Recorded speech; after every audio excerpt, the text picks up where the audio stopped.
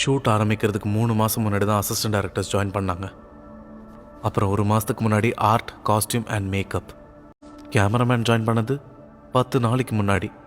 Shoot முடிஞ்சதுக்கப்புறம் editor, sound, விஎஃப்எக்ஸ்க்கு work பண்ணது 3 மாதம். மியூசிக் டைரக்டர் 2 மாதம்.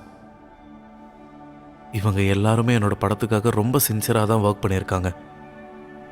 ஆனால் சார், இப்போ நான் சொன்ன யாருமே என்ன மாதிரி மாதக்கணக்காக ஒரு ரூமில் அடைஞ்சு கிடந்து தூக்கம் இல்லாமல் மண்டையை பிச்சுக்கிட்டு இருக்கிறதும் இல்லாத தாட்ஸ்லாம் மண்டையில் ஏற்றி ஒரு நல்ல ஸ்கிரிப்ட் எழுதுறதுக்காக பார்டர் லைன் சைக் ஆகிற அளவுக்கு கஷ்டப்படல சார்.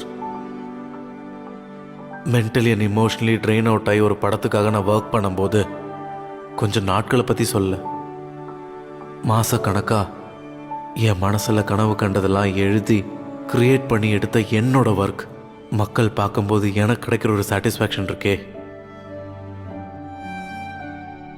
அது கிடைக்காம இருக்கிற வரைக்கும் மற்றது எதுவுமே என்னை பாதர் பண்ணாது சார்.